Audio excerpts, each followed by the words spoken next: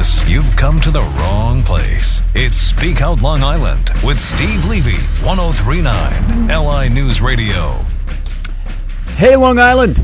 Welcome back to our show this week. This is Speak Out Long Island with Steve Levy. We come to you live from Long Island MacArthur Airport in Ronkonkoma, and we welcome you to call in your very own local radio program where you can talk to us about any issue you'd like on the federal, state, or local level. It's something that we offer here in LI News Radio 103.9 that you really can't get anywhere else. We have 20 minutes of me speaking on various issues. Calls start opening up at the second session, a little after 2:30. Then in our third session, we're going to have Chris Hahn joining us. Chris is former aide to Senator Schumer, appears a lot on Fox News, and is an attorney, and he's got a show here on Sundays at 6 p.m. You might want to listen to live as well. And he's going to come on, and we're going to jostle over a few issues. He's a little more left of center. I'm probably a center, maybe a little more right of center on some issues, and it should be interesting. And then in our last 20 minutes, we're going to have George Marlin, who was formerly of the Nassau Finance Authority, NYFA, and he's going to talk about the condition of state and local budgets and what's going on in Suffolk and Nassau counties as far as taxpayers are concerned. Again, you're welcome to join us, 451-1039, starting in that second session, but I wanted to start off by following up on something I spoke about last week. We had Lee Zeldin in here, the state senator, and he was here for about a half an hour, and we're talking about both his work as a New York State senator and his quest to become the new congressman from the 1st District. And, of course, the incumbent there is Congressman Tim Bishop, who's been there for many, many years. And it was interesting, and, naturally, because we had advertised this in advance, there were many people calling in from various sources, especially the Bishop camp, which is fine. That's fair game. That's what politics is. Hey, the opposition's going to be on. Let's plant some questions, try to trip them up or what have you, throw them some curveballs, get them on the record on a few things. And they did so with a number of different calls. And one of the things they tried to bring up, or did bring up, was the Paul Ryan budget on the federal level. And, of course, the Democratic mantra for many, many years now, because Ryan has been introducing this budget over and over, is that this is going to lead to grandma getting thrown off the cliff, et cetera, et cetera. So they asked Senator Zeldin how he stood, and he said he's looking it over. To some parts he agrees with, some parts he disagrees with, et cetera, et cetera. Anyway, we saw thereafter in the week an ad that came out from the Democrats putting Lee Zeldin in a cowardly lion from The Wizard of Oz, the cowardly lion suit with his face superimposed into it, calling this man a coward. Now, the irony is, here is a guy who has volunteered for his country, fighting in Afghanistan on our behalf, wasn't drafted, decided to own up and, register with the armed services, and he's defending our nation. And his Democratic opposition wants to paint him before he even gets through the primary, which he's up against in June against George Demos. They assume he wins, and they want to plaster him already. Now, what's ironic about this? Now, let me go back a second. Of course, this ad got national attention for its audacity and saying, how dare you attack a guy who's volunteering his service to protect us and calling him a coward. But the real irony here is, remember, Tim Bishop, when he first ran for office, who did he run against? He ran against Felix Grucci, who was the incumbent, the Republican from Brookhaven, former supervisor. And it was really Grucci's race to lose, and he lost it. How? By putting out a ridiculous, a harsh, a repugnant ad that tried to tie Tim Bishop, who was then the provost of Southampton College, to a rape that occurred on the campus, and somehow saying that he was lax, and because of that, this young lady was raped. And Newsday would not let up on this. They pounded him, and rightly so, because it was an egregious ad. So Tim Bishop rode that, along with $1 million from his benefactor, who was a fellow named Sillerman, who's a producer in New York City, into office, and has been there ever since. And how ironic now that Bishop's Achilles heel, the thing that might hurt him more than anything else in the past, more than any of his voting record, is an ad that went over the line against Zeldin. You know, you can't charge people with being acquiescent about a rape without it being really there. And you cannot accuse a member of the military of being a coward. And the ultimate irony here, folks, is that if there are cowards involved here, the cowards are the people who blanketly refuse to look at anything Paul Ryan is talking about and put their heads in the sand and continue to borrow money and spend money with abandon and put our children and our grandchildren at great risk for their own short-term political gain. That's what's happening in the United States of America today. We become a nanny state. We become an entitlement state. We've had a doubling of the number of people on food stamps in the last 6 years. We've had the number of people on disability going through the roof. We had people on unemployment for 2 years, and then there were elected officials saying that's not enough. We have to extend it further. And God forbid if you oppose that and say we got to get people back to work, you are cruel. You're anti-middle class. You're anti-working class. You're anti-disabled if you're against people going on disability for practically nothing. You're against the poor if you want to stop the food stamp ranks from doubling and tripling. Again, who are the cowards here? Give Paul Ryan credit. He's one of the few people out there on the national level today saying, hey, you know what? You got to have a balanced budget. Because if you don't, if you continue to borrow at this pace, we're going to bankrupt this nation and put our children and our grandchildren in a precarious situation where they'll be the first generation who actually has it worse than their predecessors. So who are the cowards? Congratulations for people like Paul Ryan who have the guts to say, you know what, you might not agree with everything I have to say, but I'm going to lay it on the line. And here are the things we have to do to balance our budget. And if you don't like Ryan's budget, come up with something of your own to balance this budget. But they don't. They just put it off for more borrowing, more printing money in the basement. Just let the entitlement society grow and grow and grow until we become Greece or Spain, or the national government goes into a state that the city of Detroit is in. It's really sad that a member of the armed forces is labeled by these political operatives as a coward.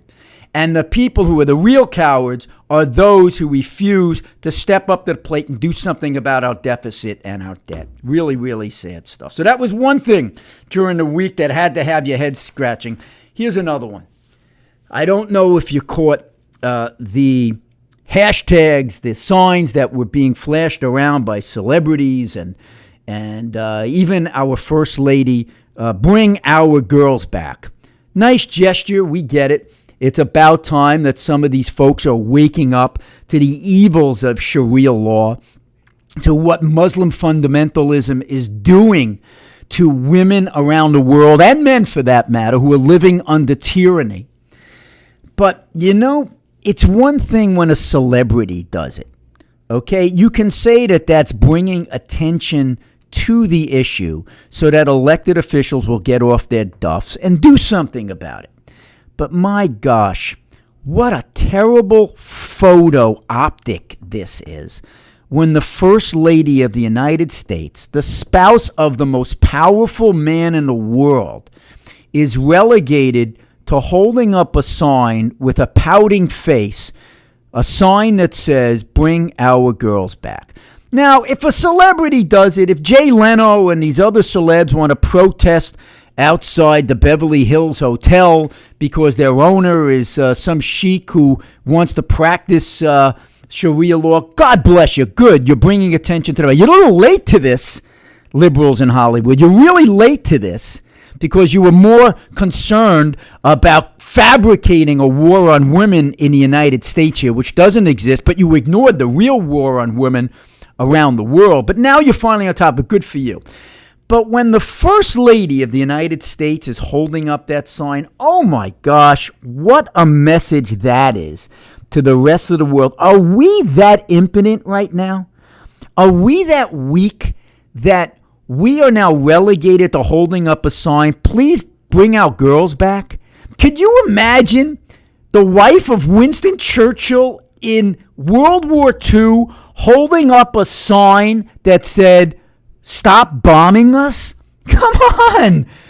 You fight this with real action. You know, we just saw France now looking to put together a meeting to decide how to go after this crazy radical Muslim sect that's kidnapped these girls. Why isn't the President of the United States doing this? The President of the United States is telling Vladimir Putin, "Hey, don't worry. You just invaded Crimea, and now you're about to invade Ukraine, but we'll tell you in advance, we're not putting any boots on the ground." Now, I've said this many times. I don't want boots on the ground. But if you're the commander-in-chief, you don't tell the opposition that we're not putting boots on the ground. It's ridiculous. What did he do? He told 6 billionaires in Russia, "You won't be able to do business with U.S. banks," and he gave them a month's notice so they could take their money out. This is crazy. This is sad. This is really, really looking bad for this country. And that's why it was such a bad optic when I saw that. Had to comment on it. But now we get back to what really galls me is the fact that so many of these liberals are now waking up to what Sharia law and this Muslim fundamentalism really is. And by the way, they still won't mention the term Islamic terrorist or Muslim fundamentalism. They'll just say, you know, how terrible it is. And you have John Kerry, a Secretary of State, saying, well, you know, it's income inequality that leads to this. What hogwash. There's been income inequality for thousands of years, but you didn't see girls kidnapped like this. You did in some circles, and those people were caught and put to death for doing it. But now, you know, it's like, oh, it's not Muslim fundamentalism doing it or at the core of this. It's just people who are poor. Crazy stuff. But getting back to this country and what the Democratic Party has been doing with this fake war on women, it's really coming home to roost now. Because you've taken your eyes off of the real problem. You know, it was back in December of 2013, before this became fashionable, that I wrote the following. I said that Malala should have been the person, a 15-year-old girl in Pakistan who got shot for speaking out for the fact that girls should be able to go to school. I said this: Malala's bravery is a reminder to us all that a huge percentage of our brothers and sisters around the world continue to live in repressive environments. Moreover, women and young girls in many of these Muslim countries are treated as mere chattel.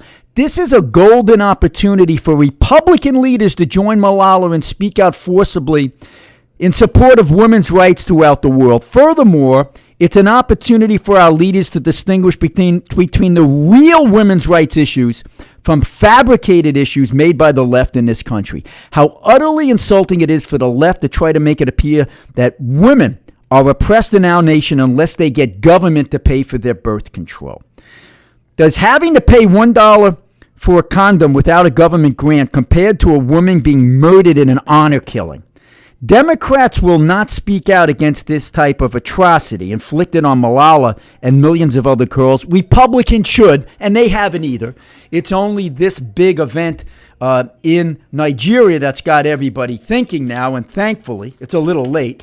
But again, let's stop this fake war. But let's segue now again. We've had this fake war on women perpetrated by the president and Democrats to create this wedge between men and women in the demographic voting groups.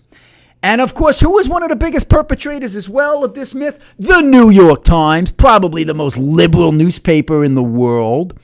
But oh, how the chickens have come back to roost for the editors and the publishers of the New York Times. Because just this week, their famed master editor, Jill Abramson,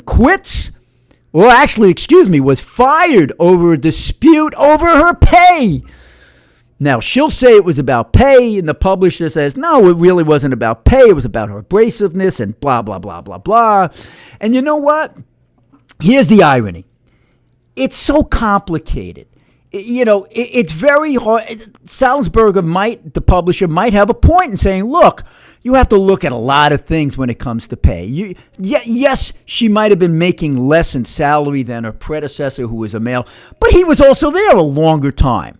Okay, the paper might have been in a healthier state when he was first getting that money. Newspapers are on the brink of disaster right now. Okay, she's got other compensation packages. So whether or not she was underpaid and it was gender based, it's up for question. It'll depend on the facts, and we'll see if there's a lawsuit on this. But isn't it interesting? Isn't it ironic that here's the New York Times publisher saying, hey, don't be so quick to judge us. It's more complicated than that. Well, exactly. It is more complicated, but not the President Obama or the Democrats when they say women make 77% less than men. That is so disingenuous because it does not take into effect how long you've been in the workforce, whether you've stopped working to get out of the workforce, what careers you're going into, what your major is in college.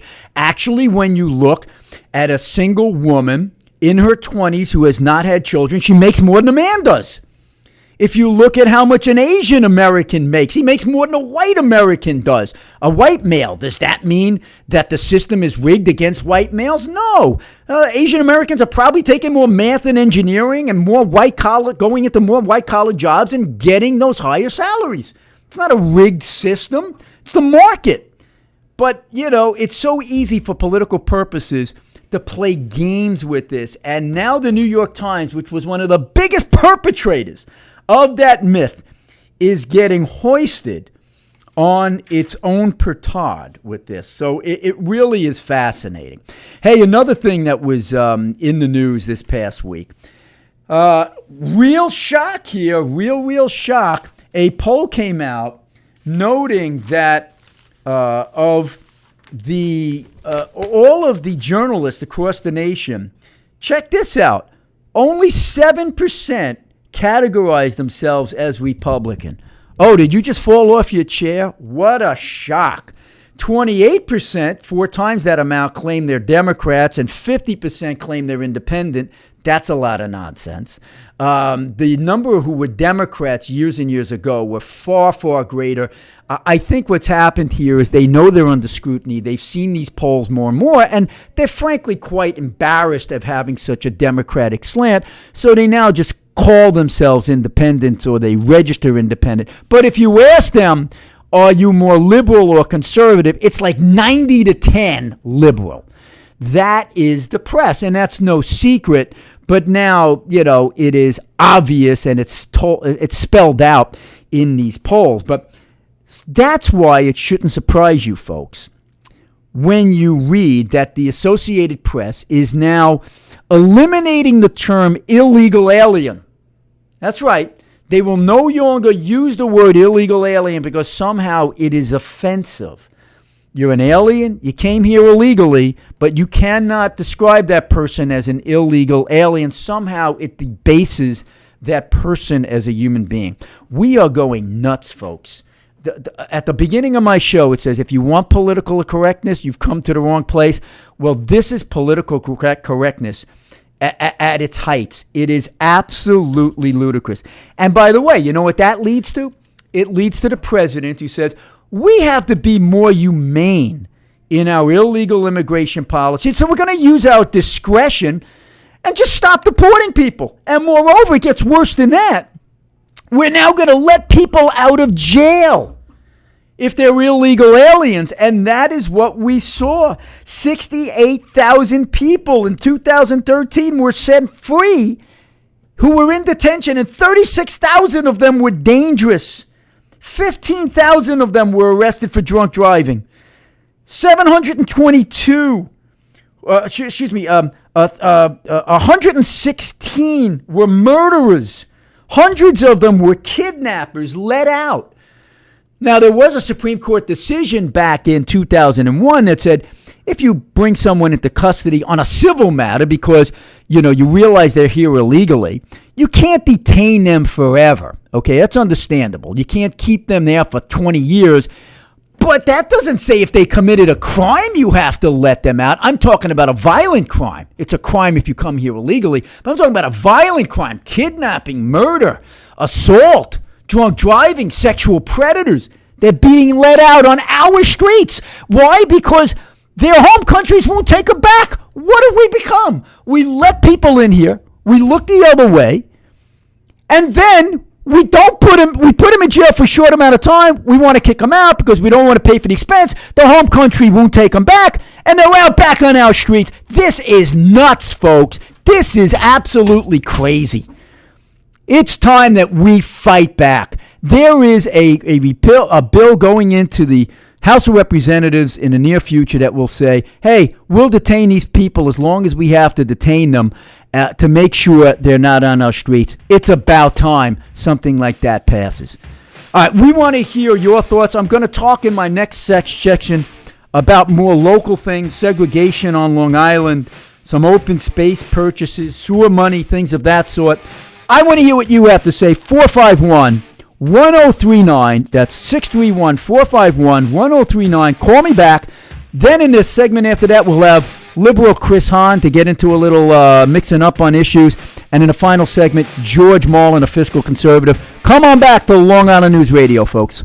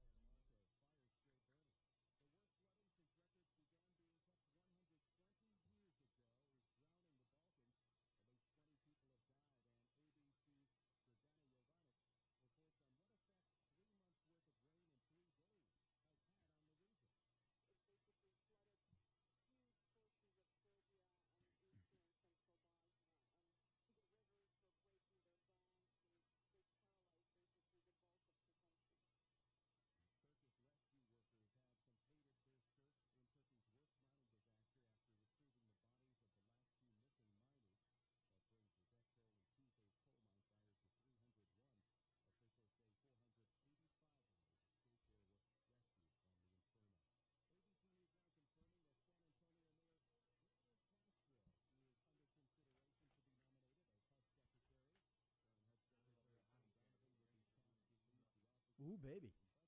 Is it at the Garden? Ah. See where it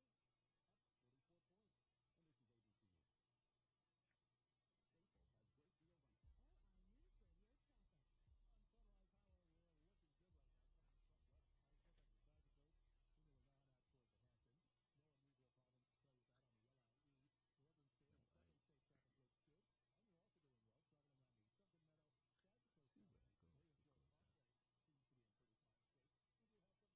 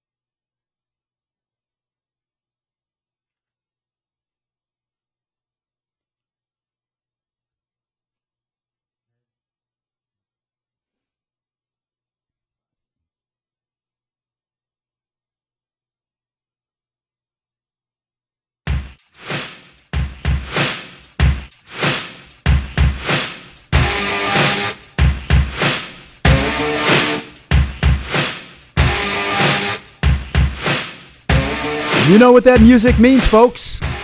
You're back with Speak Out Long Island with Steve Levy. I'm former Suffolk County Executive Steve Levy here live at MacArthur Airport on this weekend afternoon, welcoming you to the show at LI News Radio 103.9. And remember those last numbers, 1039.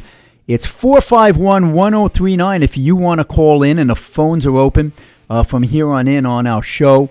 The first 20 minutes, I was talking about everything from the Zeldin Bishop race to the hashtag Bring Out Girls Back sign from Michelle Obama, and the hypocrisy of the New York Times with their gender pay and things of that sort. So we're going to go into another 20 minutes or so here talking about more local issues, sprinkling a few others as well. And you're welcome to call in to Speak Out Long Island with Steve Levy at 451-1039. There was an article in this week's Newsday that dealt with segregation on Long Island. And it was prompted by some statements and policy pushed by John Cameron, who is the head of the Long Island Regional Council. Good man, head of Cameron Engineering. He was actually my appointee to that august body. That was the Long Island Regional Planning Board, it was formerly known, really became rather moribund. It was irrelevant.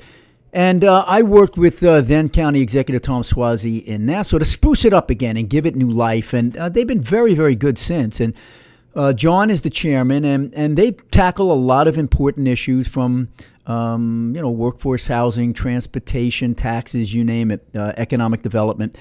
But one of the third rails of Long Island politics came up this week, and that was the segregation of our housing grid here on Long Island. And it got into a controversy because the report that Mr. Cameron wanted to put together, there was some dissension within the ranks. There was one member who is, I believe, the only elected official on the board, one of the town supervisors, said, listen, we should remove any reference to housing being related to racial discrimination. It's really not about racial discrimination. It's more about class, that, people can afford to live in some areas and not in other areas. And that was quickly objected to by Teresa Sanders, who is also my appointee from the, she's from, I'm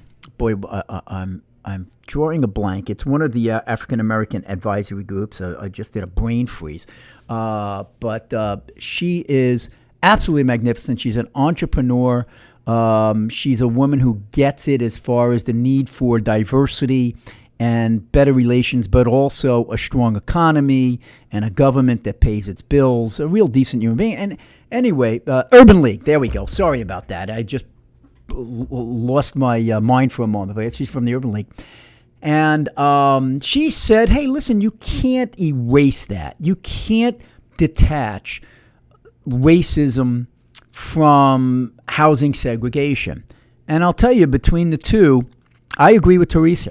One of the things that I've always complained about is that we continue to be one of the most segregated areas in the entire nation, and actually we're the third most segregated area in the nation. That's progressive Long Island, okay? And, does it have to do with economics? Yes, to a certain extent, okay? More African Americans and Latinos are going to be in a lower economic strata, so it will be more difficult to get into Belterre or Lloyd Harbor, okay? But that's not the case with a lot of middle-class areas. There are many, many folks in the minority community who can afford to live in these areas, and they're basically just steered away from them. I don't think there's any doubt about that. I think a lot of realtors that, they're not necessarily bad people. They want to keep their job. They want the course of least resistance, and they don't want any hassles, and this is what they do. But it's wrong. It's definitely wrong. You have people who are being dissuaded from living where they want to live and where they can afford to live there. It was many years ago that I put together a landmark bill that would try to fight this type of discrimination. And of course, our friends at Newsday, instead of building up that bill and building up the need to tackle this problem, they basically attacked me because at one meeting in 2009 or 10, I said that anyone named Wang or Mohammed or Diaz or Shaniqua should be able to live wherever they want. But I said the word Shaniqua, and that was somehow denigrating to African Americans. So there was article after article about the term Shaniqua that I used instead of the fact that we have the third most segregated area in the nation. And here was finally a county executive who was looking to address it, but blah, blah, blah, blah, blah.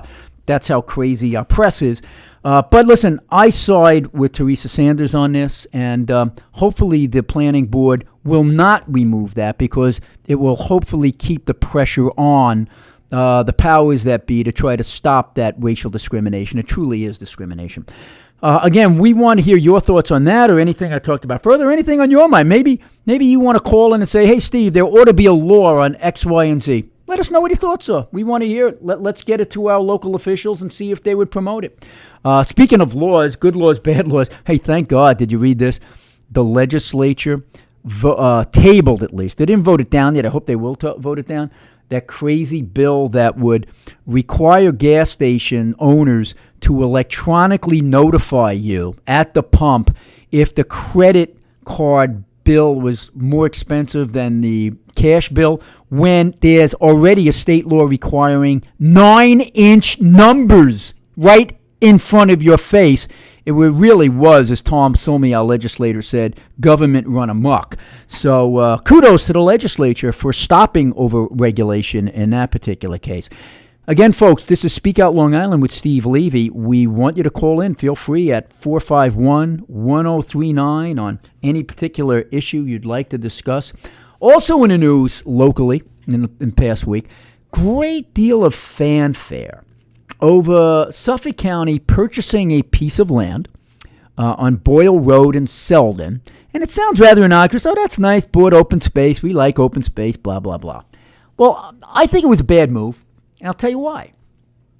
It was a bad move because county taxpayers were buying the land, not from the private sector to prevent it from becoming condos or plowing over these beautiful trees. They bought it from the school. I vetoed many of these types of bills where legislators wanted county taxpayers to buy land that was owned by fire districts, by schools, or other taxing entities. It's already in the public domain.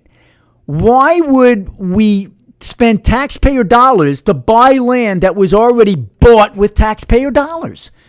And it leads back to a bill that was put in by Kara Hahn, a fairly new legislator, the wife of Chris Hahn, who will be on in a few moments in our next segment. It's a bill I supported her on. It said, hey, let's start to better prioritize the pieces of property that we're buying.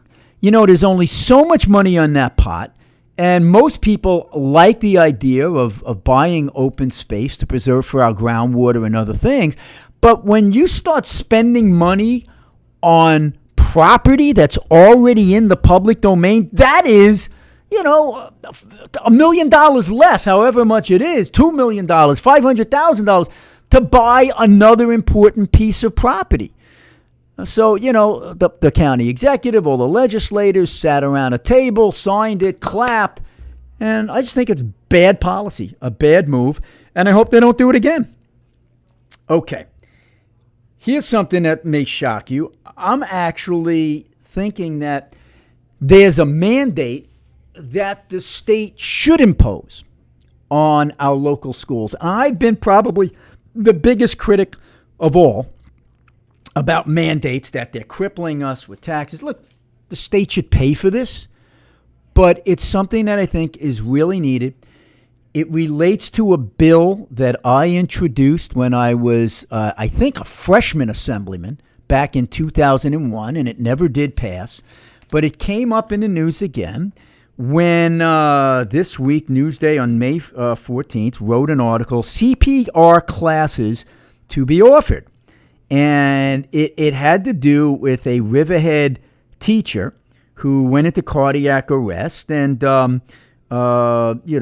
people went to help him, with using defibrillators and using CPR. And the point is, many people didn't know how to use the defibrillators. Many people didn't know how to execute proper CPR. In my mind, if there's anything that the state should require in our schools, it's teaching our next generation how to be proficient in the use of CPR. This can save thousands and thousands of lives at a relatively nominal cost. You have health classes, just put in a requirement for one day in that class to teach kids the proper method of executing CPR. Now, doesn't that make sense? And they've never done it. They'll mandate this, they'll mandate that, they'll cost us a fortune, but something that costs relatively nothing that will save thousands and thousands of lives, they won't touch. I don't know. Maybe this poor event, this sad event in Riverhead, will be the impetus to have this type of CPR training everywhere, not just in those schools who voluntarily do it after a disaster. It should be everywhere so that not only people in schools will be saved, but people at home. When a teenager goes home and sees their mother or father on the floor, they're not going to save them all, but save a lot just by knowing how to properly execute the technique. My thoughts for today. Hey, folks, you're listening to Speak Out Long Island with former County Executive Steve Levy. We welcome you to join us in the show and give us your thoughts on just about anything that's on your mind. I just finished talking about Suffolk County's efforts to buy this piece of property, which I think was a mistake. And one thing I think they're on the right track with, though, is trying to get more money out of the state and federal government for sewers. And they're clamoring up, they're speaking out, seems to be getting the attention of state and federal officials. Now, there's a little bit of luck involved here, too. I don't want to say luck, because we certainly weren't lucky that we were victimized by Superstorm Storm Sandy. It created havoc, and many people lost their lives as well as their livelihoods. But it did focus federal attention on the need to refurbish our sewers and build more sewers out here on Long Island. Now, Nassau County, as I said on an earlier show, is going to get anywhere from $600 to $800 million to repair their sewer system and to extend their outflow pipe that takes the treated water. And instead of dumping it in the Great South Bay, we'll bring it out to the ocean. Well, Suffolk County already has a pipe that goes into the ocean, but it's fraying, and at some point you have to replace it, and that's going to be $200 million. Why shouldn't we be getting some money for that too? Well, Governor Cuomo has heard the calls of the county executive and others. I've been calling for this through my editorials, and various business folks have. They're starting to listen. They're going to be holding some seminars on this, some forums. And Senator Chuck Schumer has come in, and he's now said that he's going to fight for more money for sewers. And the reason it's so important is because you have to realize sewers mean everything as far as keeping our groundwater clean and also allowing for more density in a downtown area, so a place like Patchogue that was on the ropes can turn around. Why did they turn around? Because they put in more restaurants, more nightlife, more workforce housing, because they had the sewer capacity. And a lot of other places don't. We need that sewer capacity. But you see, when sewers were built, mostly 60s, 60s and 70s, maybe early 80s was the lit, but mostly 60s, 70s. Most of the money was footed by the federal government, about 88% or so. The state came in with some money as well, and the county paid a little bit, but not a heck of a lot. Okay, it was affordable for us to do it because of all that state and federal money. That ended in the 80s. Zero coming from. So sewer construction ended. Now, Nassau is older than Suffolk, so they built up 100% of Nassau County is sewered and only 30% of Suffolk is. So if we're going to get Mastic Shirley sewered and the Smithtown downtown sewered and Riverhead expanded and Oakdale area sewered, and more areas sewered. We need that federal money. This might be our opening. Let's keep our fingers crossed, because it is so very important if we want to be able to grow our economy. Again, folks, this is Speak Out Long Island with Steve Levy. The phone number, 451-1039. Hey, let me get back a little bit to what I was talking about in my first session with political correctness and the media being so liberal, the New York Times being so liberal. Did you hear this one? This Reverend Kevin Johnson was the latest victim of political correctness on our now totally intolerant college campuses where the left rules. The irony here is that liberal thought is supposed to stand for tolerance and acceptance of minority views and those who disagree with you. And it's now actually the opposite, where left-wing liberal thought is actually becoming the new fascism, the new McCarthyism, especially on our campuses, where, if you have a conservative point of view, you are not allowed on that campus. Look at the woman who was from Sudan, who was speaking out against Sharia law. She was prevented from speaking at Brandeis University. She was originally accepted, and they rejected it because a few people said she was anti-Islamic, anti-Muslim. Crazy. Had they heeded her thoughts years ago, maybe you wouldn't have the kind of kidnapping you have today in Nigeria. Okay, but this latest one is Reverend Kevin Johnson. He was originally invited to Morehead State University to give a speech as the sole speaker at their commencement. And guess what? They found out that he had written an article critical of President Obama, claiming that the president hasn't done enough to, fill his staff with folks of the minority community. When they found out about it, the university yanked the invitation. You can't make this stuff up. Well, technically, they didn't yank the invitation. They basically said, well, we were going to have you be the only speaker, and that's the way it's traditionally done. But we don't want to offend anybody, so we better get other people there, too, to dilute your presence. What is happening to us, folks? It's absolutely unbelievable. This is on top of the fact that Condoleezza Rice had her invitation withdrawn because of a few knuckleheads who were protesting her being there. Now, I have to say, the university didn't cave in, but it was a group of people saying, we don't want you at the commencement exercises, and Rice said, well, I don't want it to be about me. I want it to be about the students, so she declined. Pete King, who was invited to be the speaker at, of all places, St. John's University. We're not talking about some radical Berkeley University, or St. John's. And there was some protest. He said, I don't need this. He didn't do it. It really is getting to be a form of McCarthyism on these campuses. And the ultimate irony here is, I remember when my daughter was graduating New Paltz University, maybe 10 years ago. My family is there. And who's the guest speaker? It's one of the editors, the publishers of the New York Times. And it was disgraceful. This guy's speech was all about what a rotten country we are. When he graduated, you had wars and racism and corruption. And now this country is still all about wars and racism and corruption. So, hey, folks, students, why don't you just take a bullet and put it in your head, because we're all doomed. America sucks. That's what he was basically saying. And, that kind of stuff is okay. That's acceptable at a commencement speech, because this guy's a leftist who wants to denigrate the country.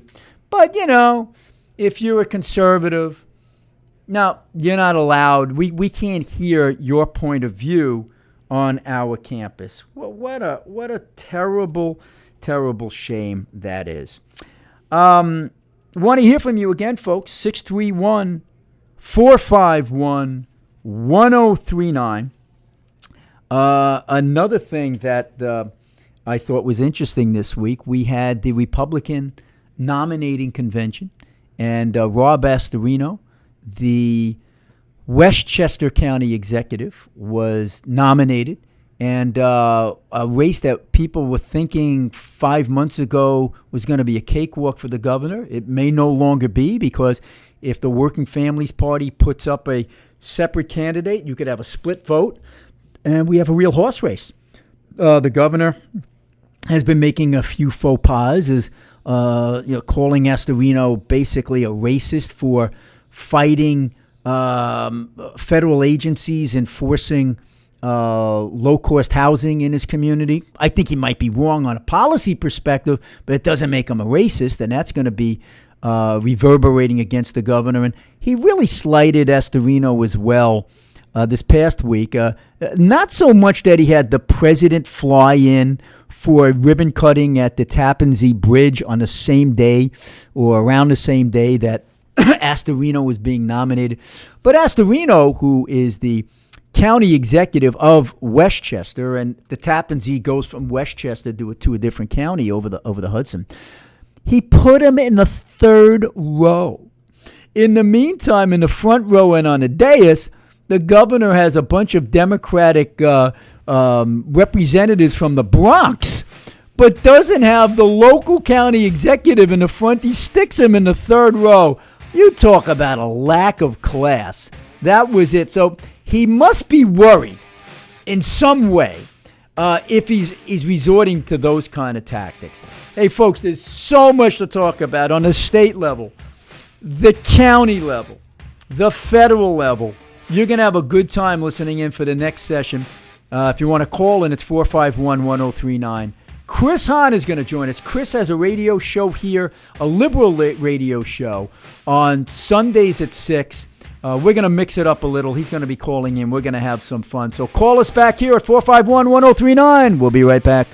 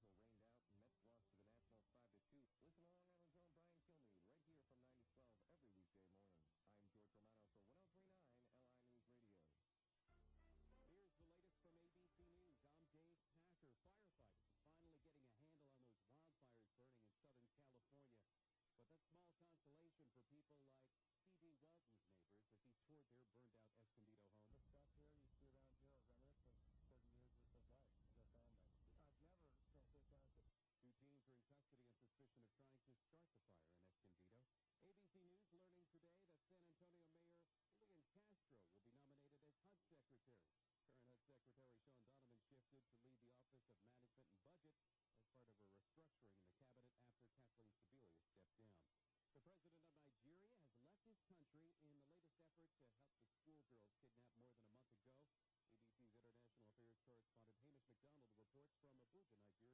Nigeria's president is in Paris on Saturday for a summit with other African leaders to coordinate their response to Boko Haram and the missing girls.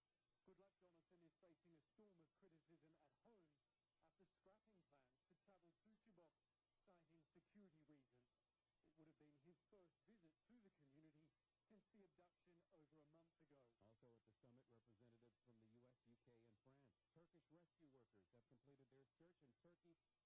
and France. Turkish rescue workers have completed their search in Turkey of the worst mining disaster in that country's history after retrieving the bodies of the last two missing miners. That brings the death toll in Tuesday's coal mine fire to 301. Officials say 485 miners escaped or were rescued from the inferno. Catherine the Great White Shark has South Florida beachgoers staying on shore for the most part. The 14-foot, 2,300-pound shark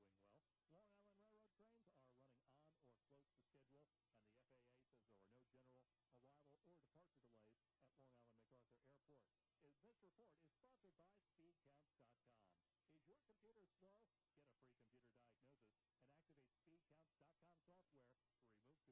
She was tagged last summer on Cape Cod and has made her way all the way down the Atlantic coast ever since. Sean Berry thinks there's something fishy about the timing of his trip to the beach in Hollywood. We're from Connecticut, so we're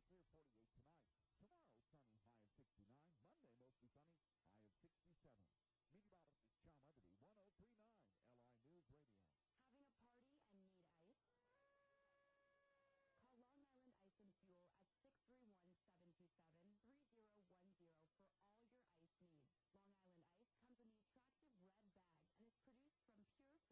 such as the Northern State and Southern State are doing well, and north-south routes, including 110 and 112, they are all doing well. Long Island Railroad trains are running on or close to schedule, and the FAA says there are no general arrival or departure delays at Long Island MacArthur Airport. This report is sponsored by SpeedCounts.com. Is your computer slow? Get a free computer diagnosis and activate SpeedCounts.com software to remove computer viruses, junk files, and clutter that slow down your computer. Visit SpeedCounts.com. I'm Bernie Wagenblatt on 103.9 LI News Radio. LI News Radio weather. Becoming sunny for everyone. Northwest winds becoming southwest today, high of 72, and mostly clear 48 tonight. Tomorrow, sunny, high of 69. Monday, mostly sunny, high of 67. Meteorologist John Liberty, 103.9 LI News Radio. Having a party and need ice? Call Long Island Ice and Fuel at 631-727-3010 for all your ice needs. Long Island Ice comes in the attractive red bag and is produced from pure filtered water, so it never changes the taste of your favorite beverage. It only makes it colder. Since 1880, Long Islanders have trusted Long Island Ice because Long Island Ice is trustworthy and reliable. Our products have 6 generations of experience behind them, produced in our new state-of-the-art facility. Once you try our superior service and premium products, you will be convinced. The next time you're entertaining, make sure it's Long Island Ice. Our red bags can be found in your favorite 7-Eleven, beer distributors, convenience stores, and thousands of locations throughout Long Island. And we're open to the public for pickup at 656 West Main Street in Riverhead. For more information, call 631-727-3010 or check us out on the web, icefuelli.com. We interrupt this program to bring you a special news bulletin. Mid-Island Hyundai in Center Reach is blowing out all 2013 models, thousands off MSRP with zero down payment. Lease the 2013 Elantra GLS for only $128 per month. Lease the 2013 Genesis 3.8 for only $158 per month. Call 1-844 Mid-Island now. Book vehicle 36-month lease. Genesis with $2,995 down. Excludes tax, tax, and fees. Includes 12K miles per year with customer responsible for 26 thereafter and excess wear and tear. Must have 720 plus approved credit. Excellent credit.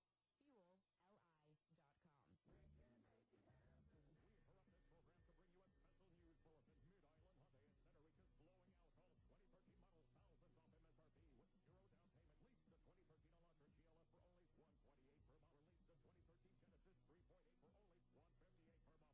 qualify for all rebates.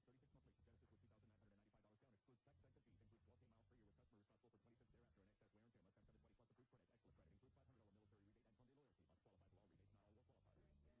Did you guys know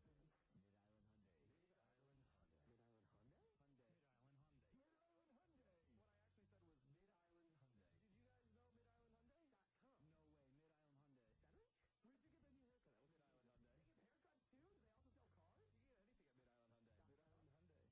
You can get anything at Mid-Island Hyundai. Mid-Island Hyundai.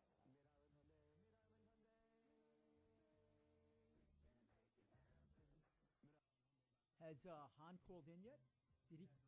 What's that? He didn't call in. Okay. Maybe he's waiting. I think I told him 5 after 9, so 5 after 3. He's probably listening and knows. Oh.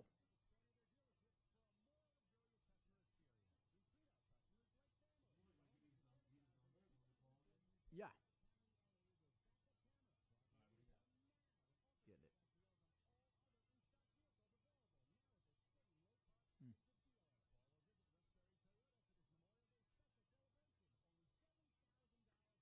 516 551 58 841.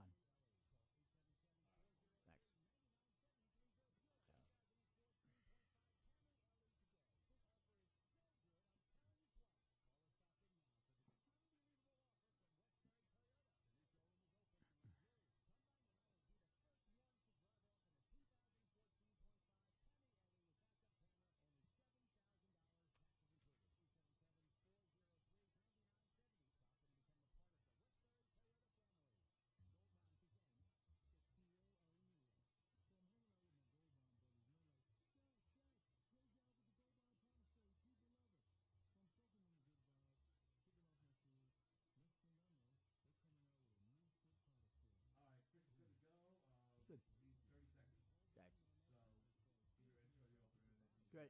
Okay.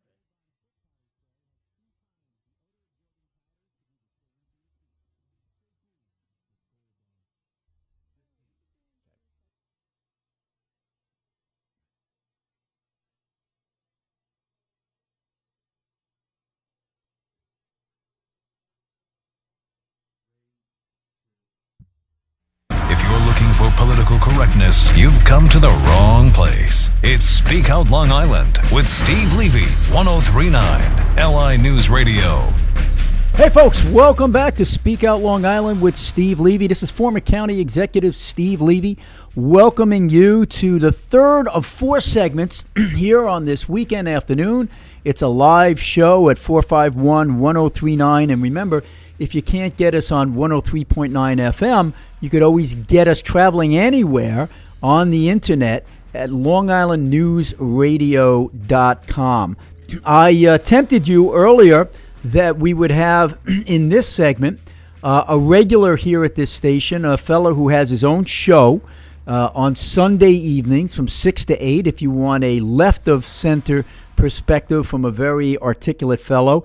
That's Long Island News Radio's own Chris Hahn, who's joining us on the phone. Thanks so much for calling in on your weekend, Chris. Hey, great to be here, Steve. Thanks for having me. Thank you so much. And how you doing with your show? Are you enjoying? Are you having as much fun as I am with this show? I got to tell you, I mean, 5 years on national television. This is still the most fun I've had in media. It's a lot of fun. I'm bringing a lot of good guests. I have a conservative on every week. I have a journalist on every week, and I've been taking a lot of calls from listeners. Sunday night it's Hamptons drive time, Steve. So yep.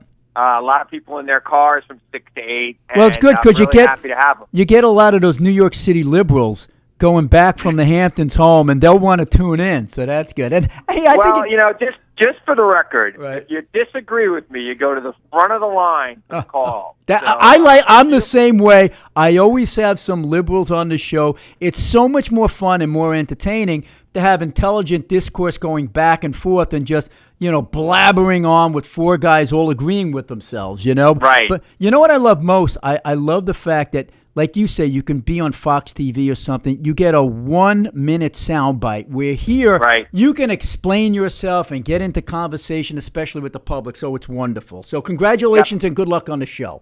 Thanks, man. It's been a lot of fun. And thanks for joining us to make this one more entertaining. Hey, you worked with Chuck Schumer, and I got to say, hey, kudos to your former boss. We just got the word that 1,000 jobs were saved on Long Island in large part due to his intervention at MacArthur Airport and in another location in Nassau County. Yeah, they were going to be lost, but he intervened and did a great job. So I'm sure you saw that many times before working with Chuck.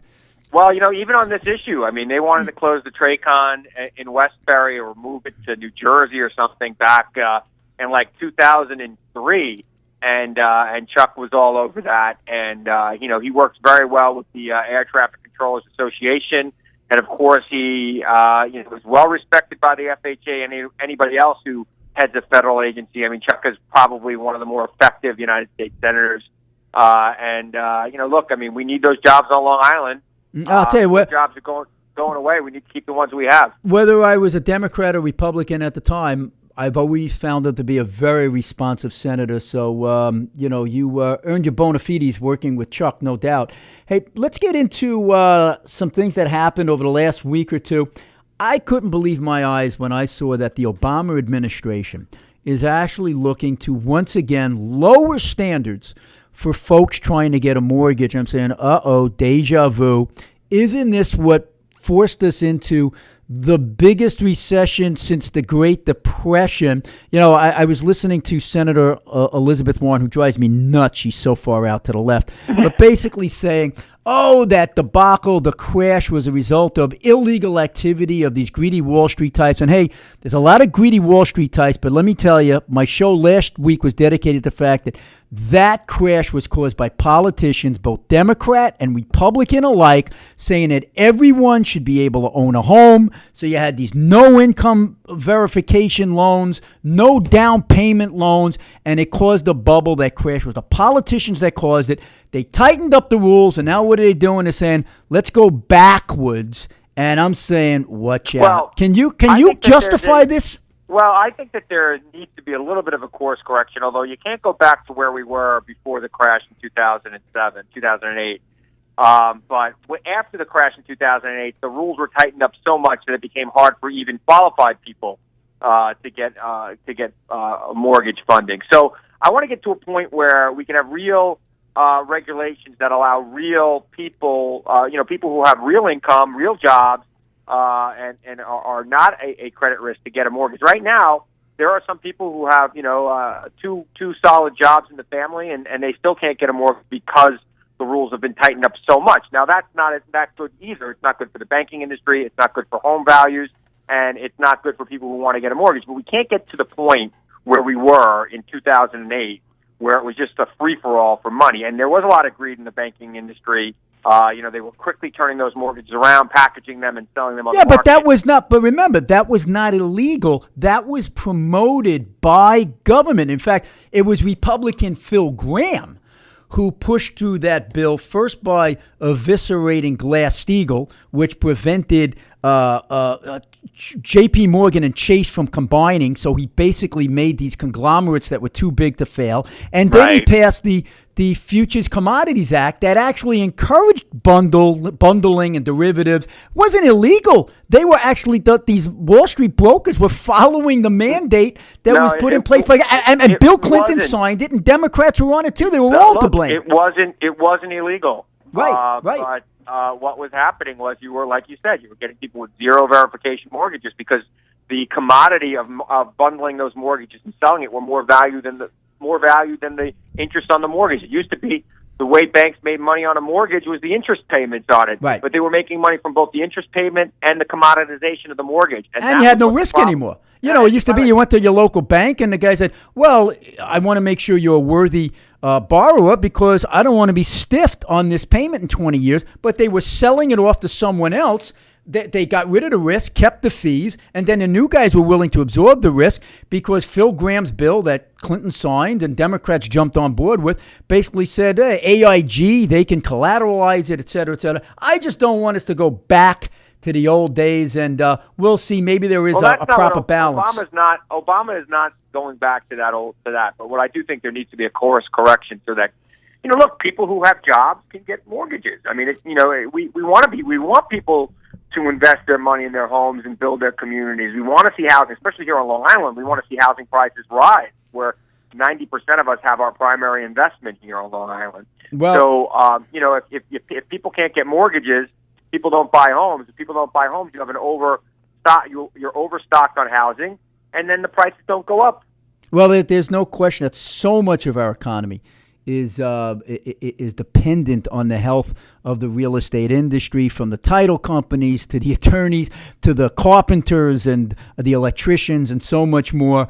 Hopefully we'll have that balance, but I hope we learn from history on this. Hey, let me shift gears with you. Obama administration in the news again. This time with another executive order. That's a whole different discussion we can have on another day if he's exceeding his authority, and that's said from someone who was an executive. But climate change is the latest. Now he's saying, I'm not waiting, I'm going to do my own thing, et cetera, et cetera.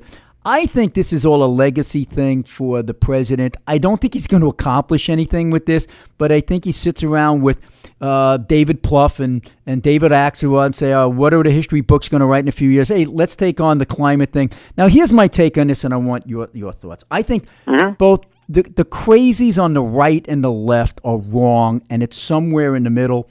I think that Republicans, some Republicans do themselves a disservice, and it's not all of them.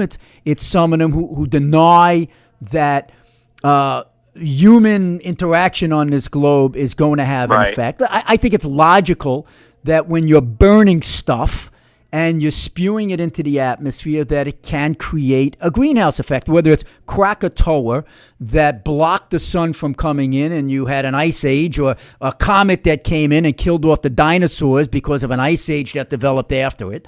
Or you can have particulate go in and it creates a greenhouse effect where the rays bounce off the earth, bounce back up, but then instead of going all the way up into space, they bounce back down. That's the greenhouse effect, okay? So it makes sense that there's going to be some kind of impact there.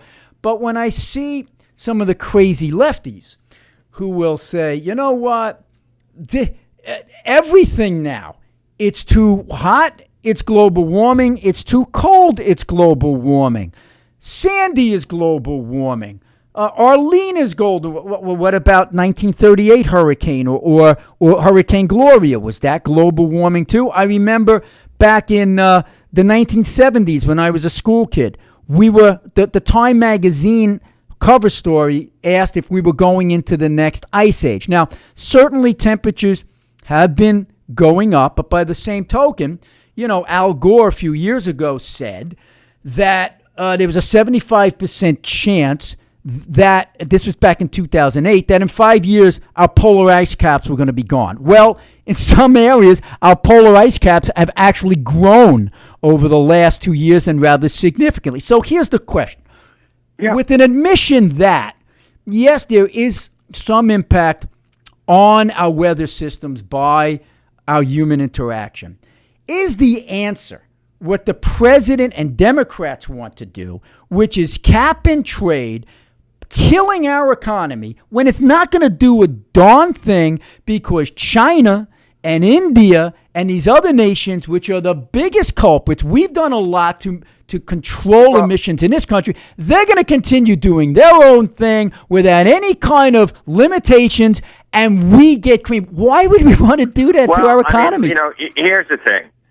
First of all, cap and trade was George Herbert Walker Bush's idea.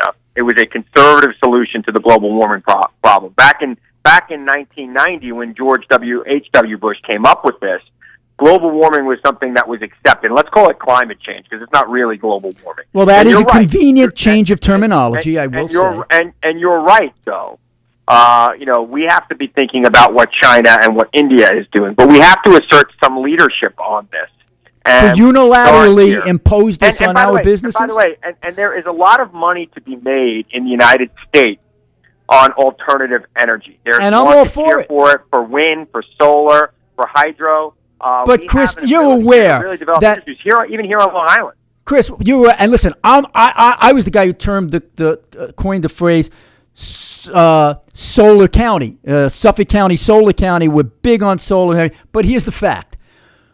All the solar in the United States of America today doesn't even add up to the kind of power you can get from one big coal plant. Now, I'm not saying I want to promote coal, but what I am saying is we are much better off as a nation as we gradually try to deal with this and allowing technology to do the trick. Remember, back in the 70s as well, they were saying that we were going to have famine all over the earth because we're going to have this big explosion in population, which did happen. We have to be willing to move But on. technology changed it. I get it that there's states that make their entire, that there's a big swath of their population that are employed in the coal industry. And I get why those senators in those states need to fight for their constituents. But grandma has to have heat too. It's not just a special interest. That said, we have an abundance of natural gas in this country. We have an abundance of wind in this country, which Obama will not allow us to tap, and Governor Cuomo won't allow us to tap. Well, that's not true. I mean, President Obama in the State of the Union talked about fracking as a major source of clean burning natural gas. domestically produced. In Except fact, when the permit comes on his desk, like with Keystone, and then he blocks it. No, Keystone isn't natural gas. That's right. It's tar sands from Canada, which is going to go to China anyway. Which competes with natural gas produced here in the United States. So let's be honest about what Keystone is.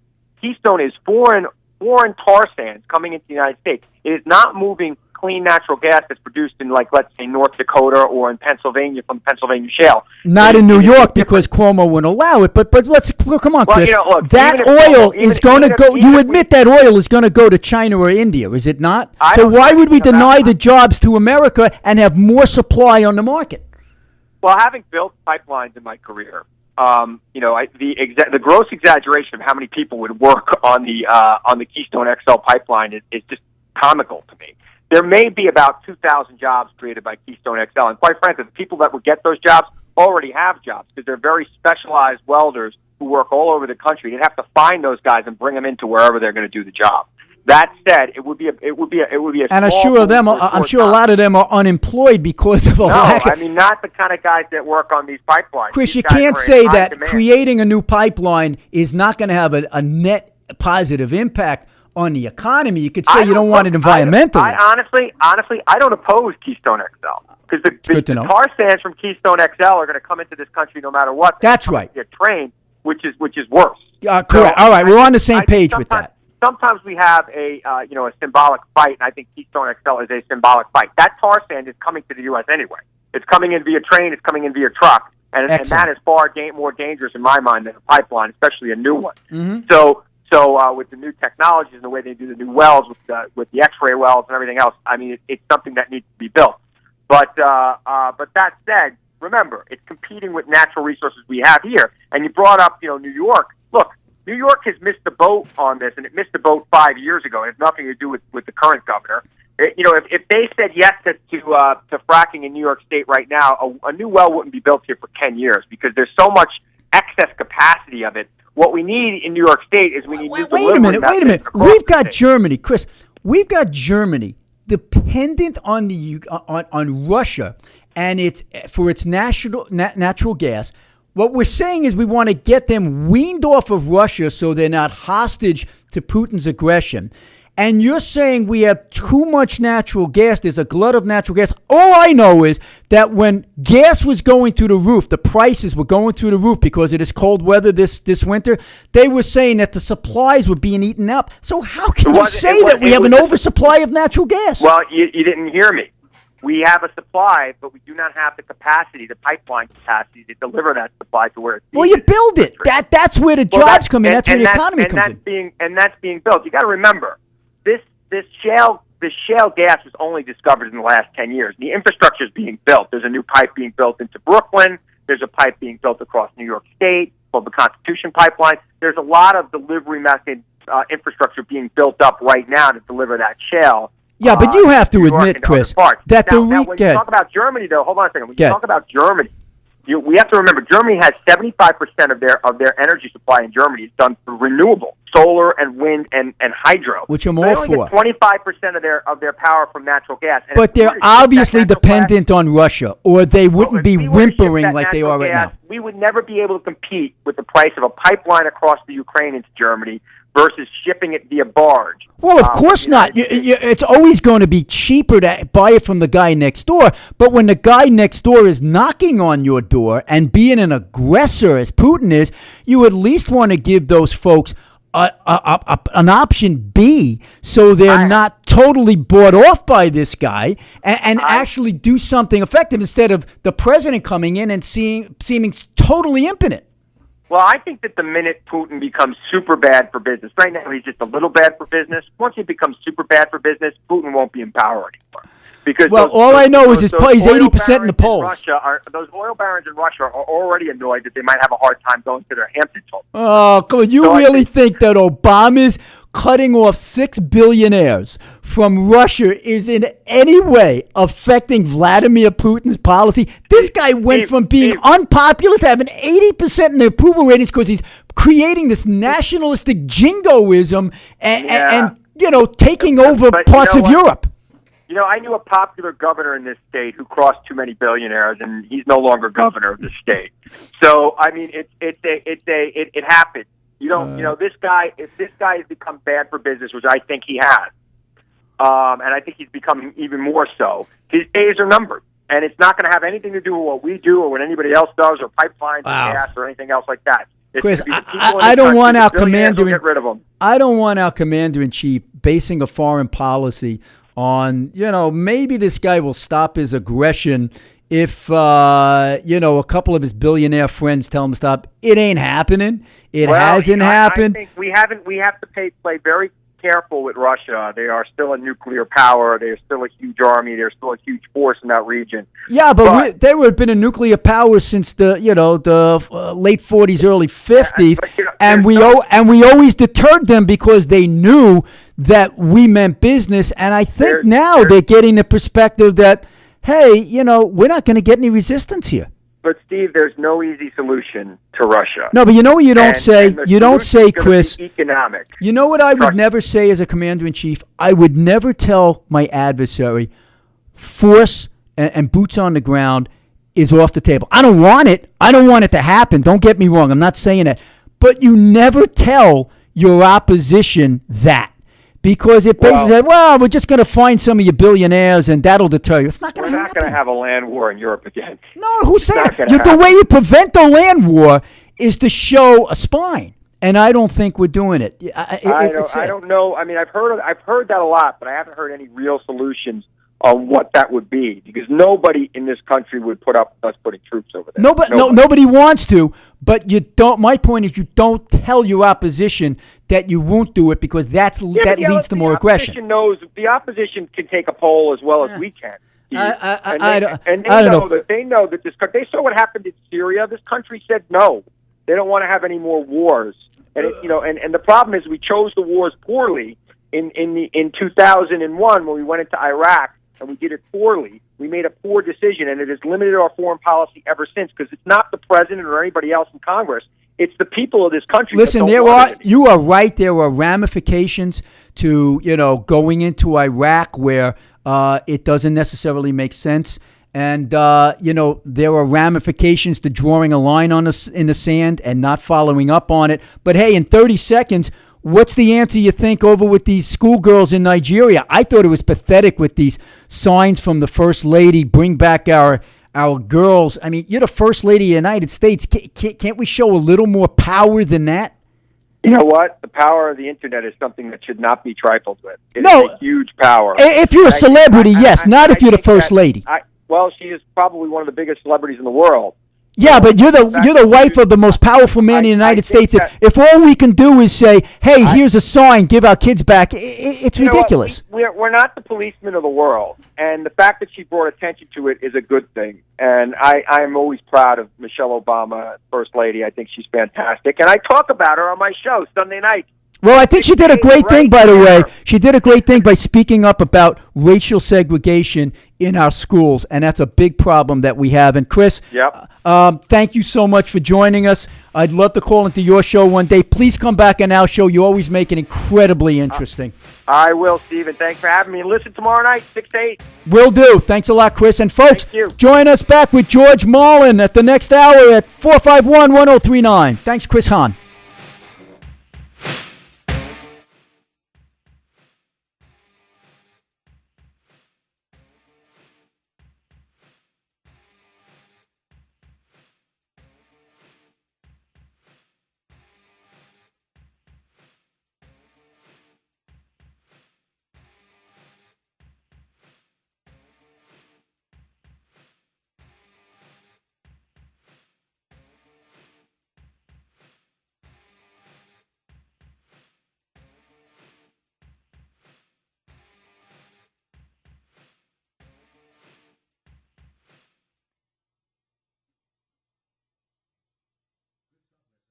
That was good.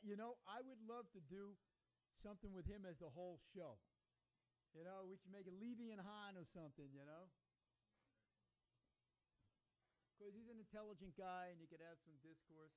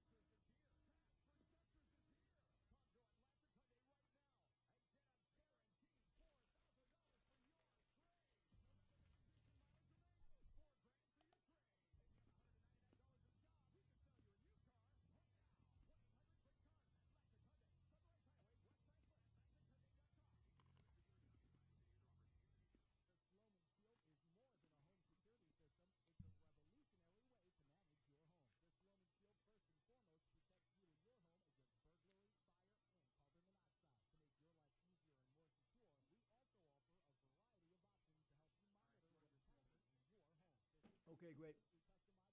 What, we got 2 minutes? He's going to hold?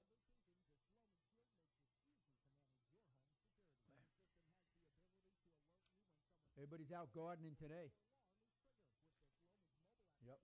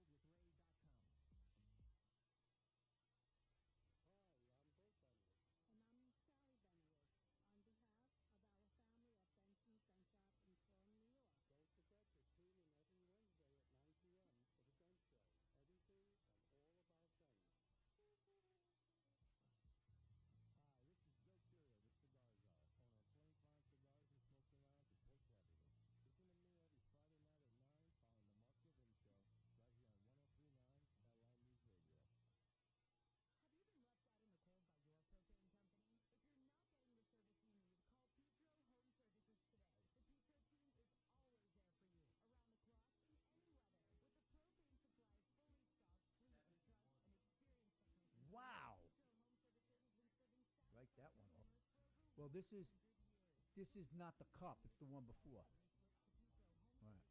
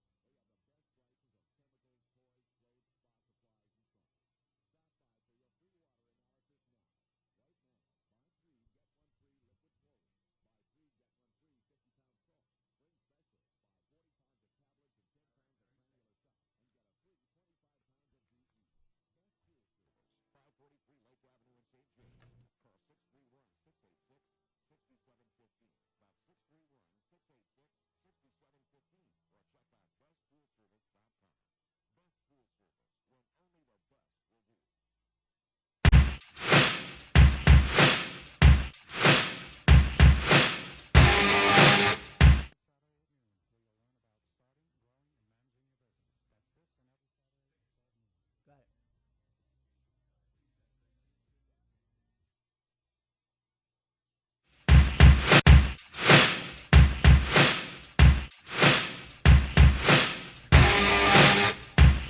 Well, that music means it's Speak Out Long Island with Steve Levy. This is former Suffolk County Executive Steve Levy. We hope you enjoyed that last session with liberal Chris Hahn. We mixed it up quite a bit on a number of issues. And now we head back to a more conservative guest, George Marlin, who is a former member of the NIFA, Nassau Interim Finance Authority, agency which was overseeing and monitoring Nassau's payments. George is joining us to talk about Nassau, Suffolk, local government, state government in general. And welcome back to the show. George, you're always a wonderful guest. Steve, thanks for having me.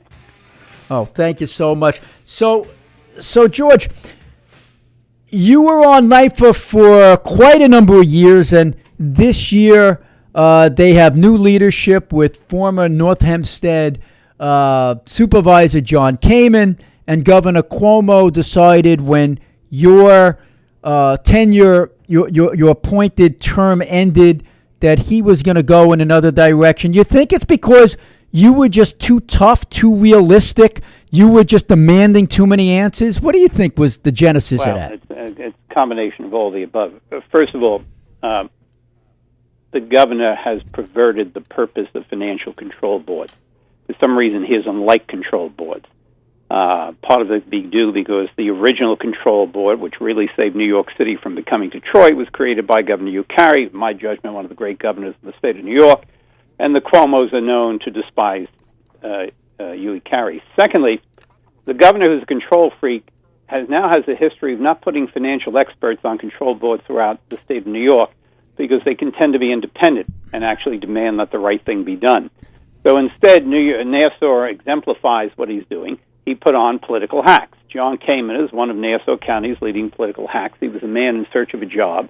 So the governor put him on his payroll for $150,000 a year for a nondescript job as these sandy...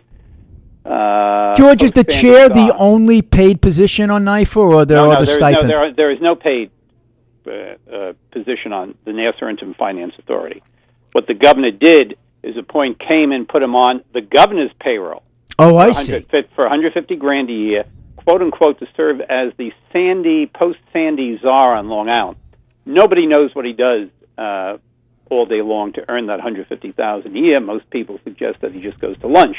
But having said that, he is controlled 100% by the governor of New York, and the governor has desperately wanted the Republican Party to sit on its hands during the upcoming election in Nassau County. What he doesn't understand is the old Margiotta machine of yesteryear. Joe Margiotta, remember, was the leader back in the 60s and 70s until he went to jail. And continued by Joe Mondello. There's a rusty old machine that can deliver very little. But he wanted the endorsement of Al D'Amato, which he's gotten. He wants the Republicans to... He's bent over backwards for Ed Mangano, the county executive there, who has proven to be totally incompetent. So he likes weak people that he can manipulate and control. So but George, I'm gone.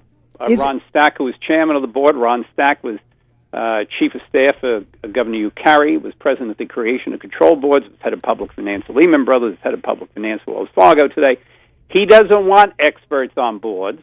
He wants hacks who he can control. And what's paradoxical about all of this, George Marlin, a former NIFA board member, and you're listening to Speak Out Long Island with Steve Levy, what's paradoxical is you would think that Republican Ed Mangano would not want a Democrat appointed to run the board because you think there'd be more friction in that case as opposed to having a Republican, I don't want to say you're a Republican, but a conservative at least, on the board. That doesn't seem to be logical, but what you're saying is the Nassau government actually prefers this board to the previous board. Is that right? Oh, absolutely, absolutely. And so do the union, the municipal employee unions. The establishment prefers it this way. Lobbyist Al D'Amato prefers it this way. Now, they want the board to roll over dead, which is exactly what it did a couple of weeks ago when it voted 6-1 to lift the wage freeze and approve modifications to the municipal employee union contracts, particularly the police, which everyone knows is delusional. Well, that what I was going to get to. The core issue that brought this all to the fore in the last couple of weeks was John Kamen came in and said, look, we got to break this logjam. There have been freezes for the last 3 years, saving hundreds of millions of dollars for the county. It's time to end that. And then the big debate came down to, is there money to pay for it? Newsday has now said there's no money. You've been saying there's no money. And yet they're depending on these camera revenues to come in and save the day. But then we've seen sales tax drop pretty dramatically compared to their estimates in Nassau County. And now we've even seen that the controller's estimates on other things had to be adjusted downward. So you think they're in big trouble. Is that not true? Well, first of all, you're right in what you've just said. The county has had a structural deficit well north of $100 million for a number of years now. Even with the wage freeze, which has saved over the last 3 years about $180 million, it still has a structural deficit of $100 million plus. In addition to that, it is estimated that the county owes between $500 and $800 million on property tax refunds, mostly for commercial real estate. So that's the other element. And that's not even included in their calculations as to what's constituting a balanced or structural deficit. That is correct. So, wow. So the lifting the wage freeze or parts of the wage freeze would have been fine if there was a deal of which was cost neutral, that it offset the wage freeze by concessions, etc., from the unions. Cayman, quote-unquote, negotiated a deal, well, first of all, which is absurd because the NIFA board is supposed to judge. It's up to the county executive and elected officials to negotiate union deals, and then NIFA judges them. You cannot be the judge and negotiate at one and the same time. It's a walking contradiction. But Right. he got sucked in by his own choice, and I'm sure pressure from the governor's office. So Yeah, you're supposed to be the bad cop as you're the supposed to NIFA be board You're member. supposed to be the honest guys Right. who look at the numbers. So they cut a deal which they claimed was cost neutral. And then when NIFA analyzed it, and when the legislative budget office, an independent legislative budget office, analyzed it, we came up with basically the same numbers, that it's not cost neutral, will cost the county an additional $290 million over the life of this modified contract, or amendments to the contract is the proper term. So it's George absurd. Marlin, you're saying they just don't have the money, and what I No, not only do they not have the money, they agreed to a deal, and NIFA approved a deal, which everyone knows is going to cost them an extra $290 million. It's not going to be cost neutral. It's going to add to the structural deficit, and in my judgment, drive the county to insolvency. They're going to run out of money. you had a NIFA board just to deal with the existing deficit that they had. You needed to fix that, but what you're saying now is not only aren't they fixing that current deficit, but they're going to add to it by several $100 million to the point where they're going to be in bad shape. Yeah, well, what is happening is they cannot, under the NIFA Act, which was passed in 2000, Nassau County cannot default and or go into bankruptcy under the NIFA Act. So, but that doesn't mean they can't run out of money and become insolvent. Right. Right But now they if you look have been cash, have a cash surplus, and you very keenly explained this on a John Gomez show a couple of weeks ago. We said there's a difference between having a surplus in cash and having a surplus based upon generally accepted accounting principles, which they do not, nor does Suffolk County.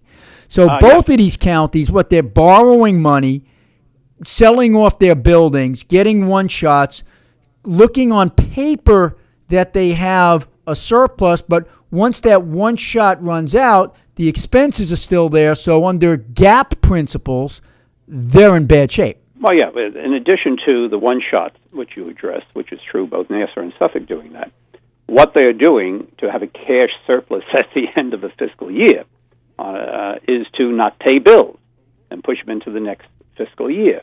So it looks like they have a surplus based on cash, or they're using extensive use of short-term borrowing. So it's like making your mortgage payment by using your credit card and saying, hey, look, I got money left in my checking account. Right. That's what they're doing to excess. So both Nassau and Suffolk have structural deficits.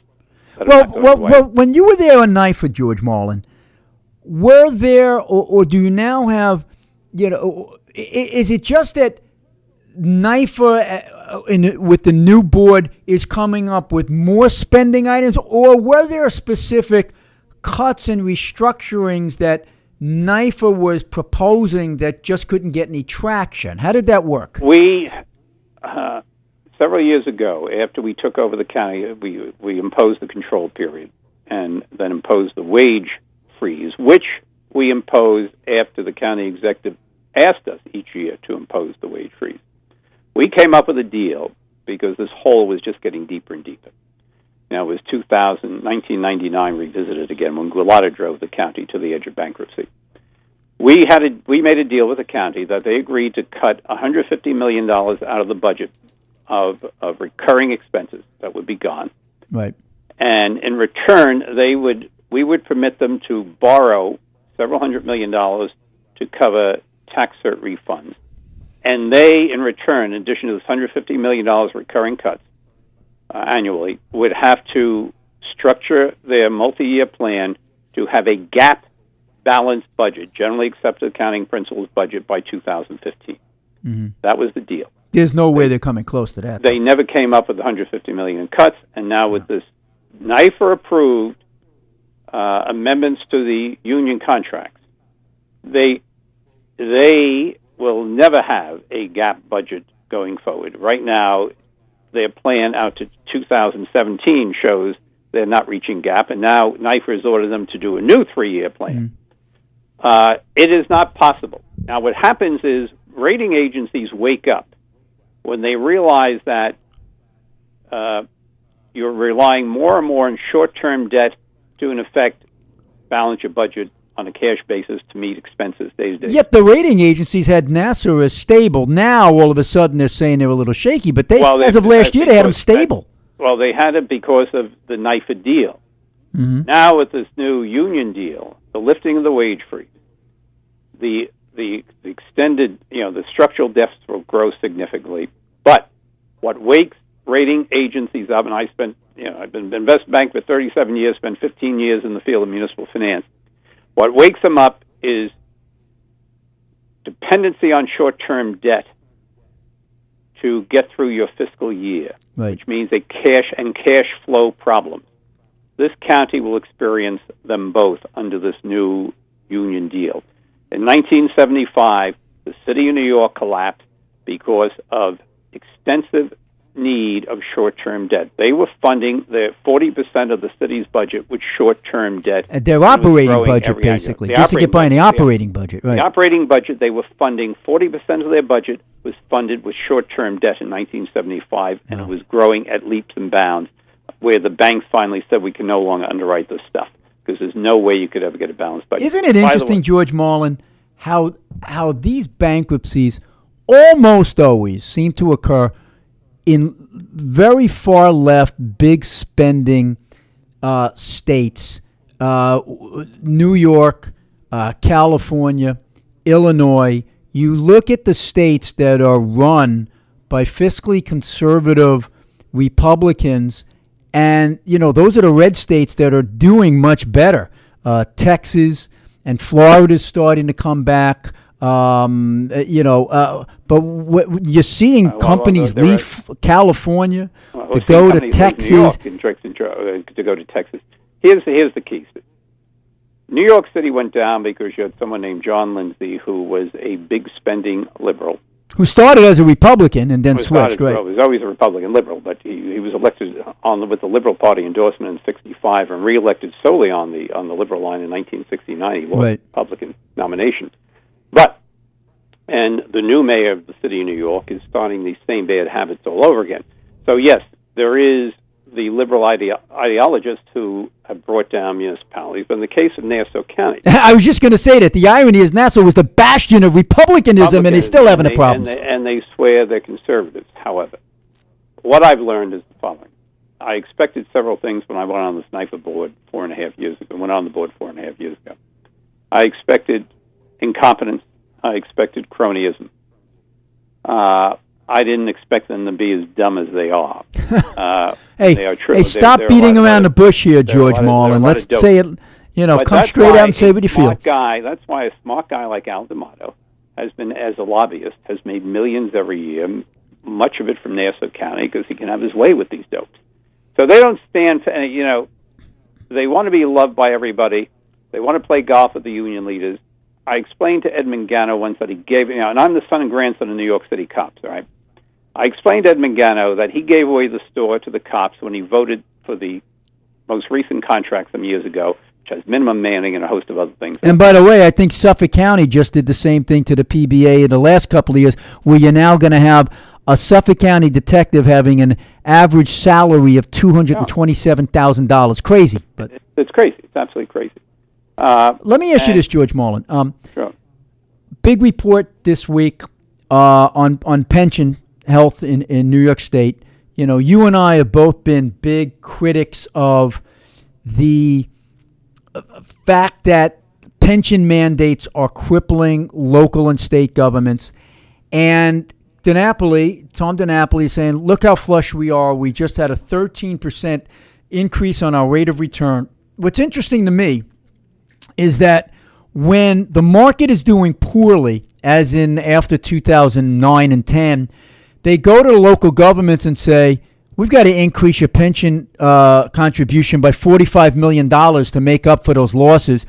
But when they bring in returns that exceed expectations, as in this year, you don't really see them saying, by the way, we're going to take less from you on your pension contribution. What's up with this? Well, first of all, when Carl McCall was comptroller, he did exactly that. He gave municipalities passes for a number of years, and it was to get himself reelected.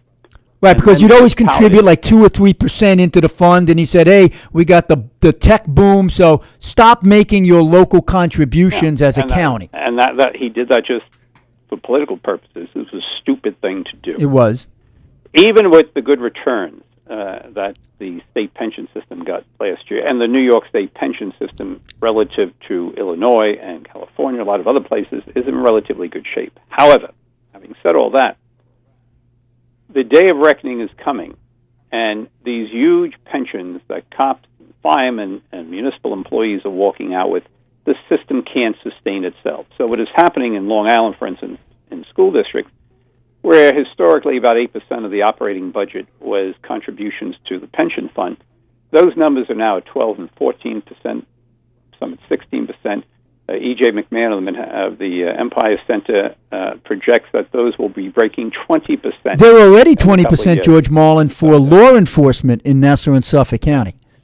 And so we are seeing more and more of municipal budgets being consumed by pension contributions and health care contributions for retirees, which, as you know, are on a year-to-year basis. Yeah. They're not in a fund like a pension system. But now, George, they claim that they reformed the pension problem. Any truth to this? Well, as E.J. McMahon has pointed out, the governor's so-called reforms are mostly smoke and mirrors. Again, what we see in California with municipalities going bankrupt, it's because they cannot keep up with the contributions they're expected to give to the pension system. This will be happening throughout New York State in the coming decade. And you know the point... cannot give everyone a six-figure pension system when they're in their 40s, early 50s. You know, it's like an annuity. And, right. You know, my grandfather retired from the police department when he was 42 years old, had 20 years in the job. Back in the 40s, it was dead at age 58. Right. And 20-year pensions were because they expect you to be dead by the time you were 60.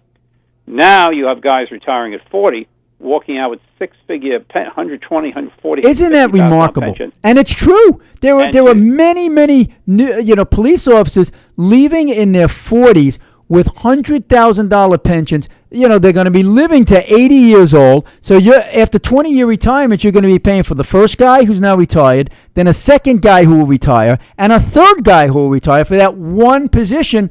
And it's simply unsustainable. Is there an answer here? Is it time that we get rid of the defined benefit situation and go to a defined contribution 401k like the private sector? They're going to have to do that eventually, or you're going to have to put a cap.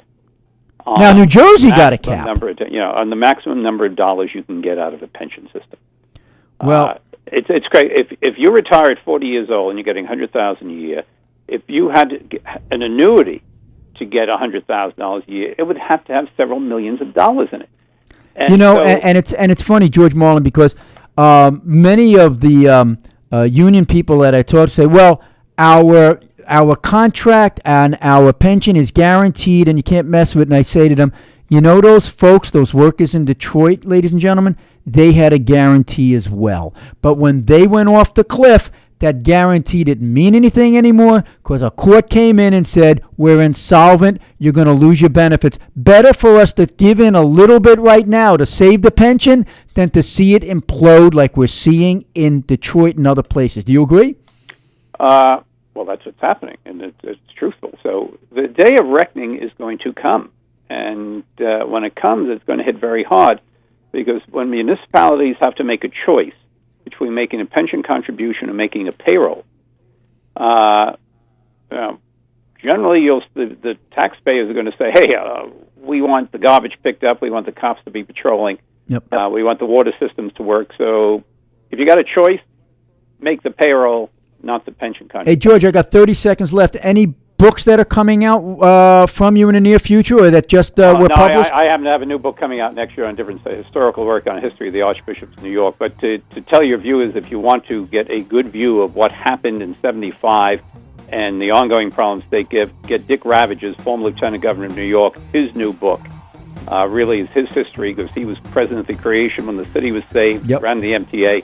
Very good book to get a sense of the problems, and he shows how they're happening all over again. So that's Well, we Dick actually Ravage's have book. a request for Dick Ravage to do the show, and we always appreciate you doing the show, George. You're incredibly informative and entertaining, and our viewers love it. They keep on asking you to come back, so thanks again for joining us. Thanks, Steve. Thanks for having me. Have a And good day. thank you, Bye-bye. ladies and gentlemen, for joining us once again on Speak Out Long Island with Steve Levy. We'll see you again next week.